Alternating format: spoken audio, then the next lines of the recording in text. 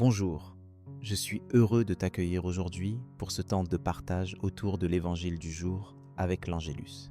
Que tu sois chez toi, au travail ou en déplacement, sache que ce temps est pour toi, pour que tu puisses t'arrêter un instant et écouter ce que Dieu veut déposer dans ton cœur à ce moment précis.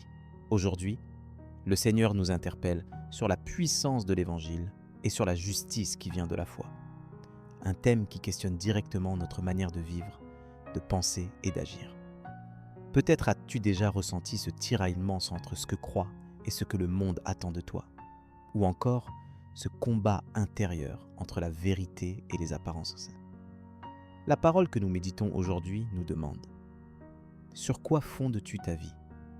Es-tu animé par la foi simple et vivante en Jésus, ou te laisses-tu parfois détourner par des logiques humaines, des habitudes, l'opinion des autres? Il est si facile de perdre le centre, de laisser nos cœurs s'assombrir par des raisonnements vains ou des idoles modernes, alors que l'Évangile nous rappelle l'essentiel. La justice de Dieu n'est pas une récompense pour les parfaits, mais un don pour tous ceux qui se confient en lui. Ce message, il n'est pas seulement pour les autres, il est pour toi, aujourd'hui, là où tu es. Ce midi, tu es invité à t'approcher de la parole comme on s'approche d'une source vive. Prends le temps d'ouvrir ton cœur. Ce que nous allons lire ensemble n'est pas juste un texte ancien, c'est la voix actuelle de Dieu qui te rejoint dans ta réalité. Écoutons alors l'évangile du jour. Romains chapitre 1, versets 16 à 25. Frères, je n'ai pas honte de l'évangile, car il est puissance de Dieu pour le salut de quiconque est devenu croyant, le juif d'abord et le païen. Dans cet évangile se révèle la justice donnée par Dieu, celle qui vient de la foi et conduit à la foi, comme il est écrit: celui qui est juste par la foi vivra.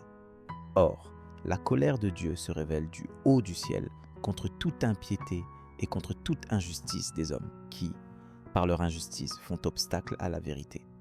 En effet, ce que l'on peut connaître de Dieu est clair pour eux, car Dieu le leur a montré clairement. Depuis la création du monde, on peut voir avec l'intelligence, à travers les œuvres de Dieu, ce qui de lui est invisible, sa puissance éternelle et sa divinité. Ils n'ont donc pas d'excuse, puisque, malgré leur connaissance de Dieu, ils ne lui ont pas rendu la gloire et l'action de grâce que l'on doit à Dieu. Ils se sont laissés aller à des raisonnements sans valeur, et les ténèbres ont rempli leur cœur privé d'intelligence. Ces soi-disant sages sont devenus fous. Ils ont échangé la gloire du Dieu impérissable contre des idoles représentant l'être humain périssable ou bien des volatiles, des quadrupèdes et des reptiles.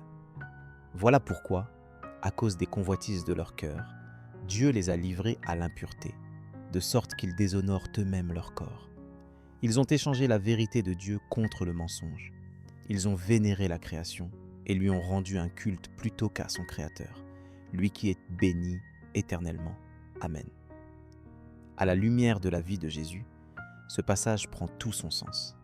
Lui, le Fils unique, est venu manifester la vraie justice, non celle des apparences, mais celle du cœur, celle qui jaillit d'une relation vivante avec le Père.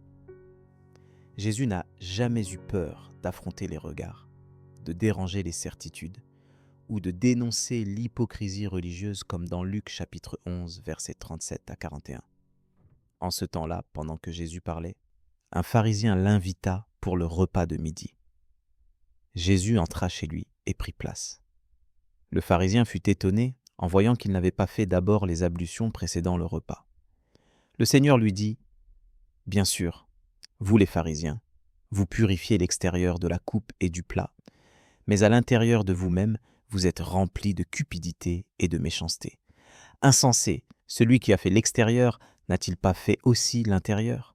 Donnez plutôt en aumône ce que vous avez, et alors tout sera pur pour vous. » Jésus nous rappelle que Dieu regarde le cœur avant tout et que c'est de l'intérieur que tout commence. La parole d'aujourd'hui vient donc toucher ce qui, en nous, a besoin de vérité et de lumière. Parfois, nous aussi, nous pouvons être tentés de soigner l'extérieur, de donner l'image d'une foi solide, alors qu'à l'intérieur nous luttons, nous doutons, où nous laissons la vérité être obscurcie par nos compromis. Mais l'Évangile est une invitation à revenir à l'essentiel, à la confiance joyeuse et simple. Celui qui est juste par la foi vivra. Romains chapitre 1, verset 17. C'est la foi, et non nos efforts ou nos performances, qui fait de nous des fils et des filles réconciliés avec Dieu. Ce message est une source de réconfort extraordinaire. Oui, tu peux te sentir parfois faible, incohérent, perdu, mais la puissance de Dieu se déploie précisément là, dans ta vulnérabilité, pour te relever, te pardonner et t'inviter à aimer comme lui. Tu as peut-être l'impression que ton témoignage ne compte pas, que ta foi est trop fragile pour être vue, mais n'ayez pas honte de l'Évangile, car c'est par lui que Dieu agit, même à travers ta petitesse. Un simple pas de foi, aujourd'hui compte, comme il est dit dans 2 Corinthiens chapitre 12 verset 9. Ma grâce te suffit, car ma puissance s'accomplit dans la faiblesse. Concrètement, comment vivre ce que l'Évangile nous enseigne aujourd'hui? Je t'encourage à prendre chaque jour un temps, même court, pour rendre grâce à Dieu, reconnaître sa présence et choisir de placer ta confiance en lui plutôt que dans tes propres forces. Commence ta journée en t'appuyant sur le psaume du jour. Psaume chapitre 19, versets 2 à 5. Les cieux proclament la gloire de Dieu. Le firmament raconte l'ouvrage de ses mains. Sur toute la terre en paraît le message. Laisse la création te rappeler que c'est le Créateur et offre-lui ce que tu as, tes faiblesses, tes questions, mais aussi ta louange et ta reconnaissance. Cela peut être aussi simple que de dire merci pour une petite joie, d'offrir un geste d'amour ou de pardon à quelqu'un autour de toi. Parfois, il suffit d'un regard sincère, d'un mot de vérité, d'un acte de générosité pour que le cœur s'ouvre et que la lumière de Dieu pénètre nos ténèbres. Rappelle-toi Matthieu chapitre 5 verset 16. Ainsi votre lumière brillera devant les hommes, afin qu'ils voient vos bonnes œuvres et glorifient votre Père qui est dans les cieux. N'attends pas à demain, commence aujourd'hui, là où tu es, avec ce que tu as. C'est avec ce désir de marcher dans la vérité et de laisser Dieu purifier nos cœurs que je t'invite maintenant à prier.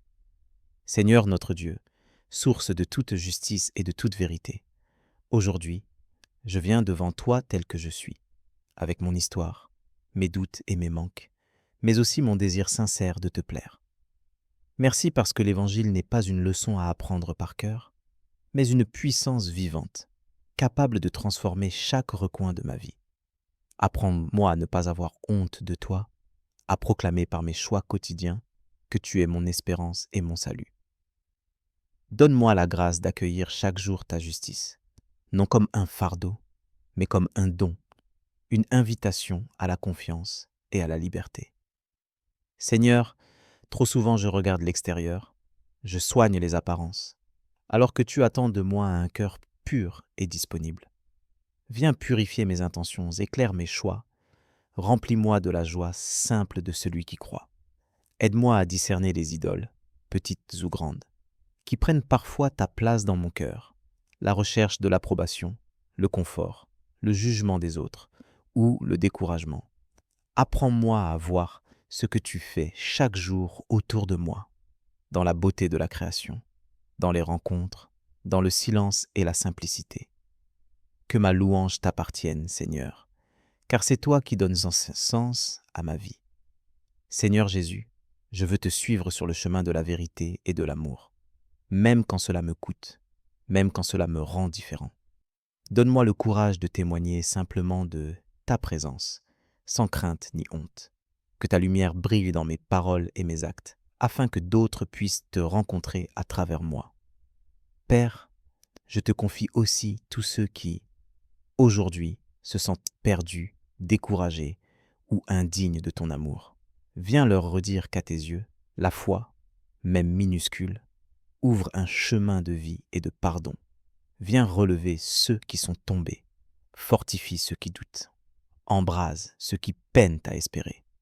Merci parce que tu réconcilies ceux qui semblaient perdus, tu guéris ceux qui semblaient brisés, tu transformes la faiblesse en force et la peur en confiance. Je reconnais que sans toi, je ne peux rien, mais avec toi, tout devient possible. Donne-moi de rester fidèle, humble et joyeux, enraciné dans ta parole. Enfin, Père, que ta paix demeure en moi aujourd'hui et que je sois, à mon tour, un artisan de paix et de lumière pour ceux qui m'entourent. Je te remets ce jour, toutes mes pensées, toutes mes actions, dans l'espérance de voir ton royaume s'établir un peu plus dans ma vie et autour de moi. Amen.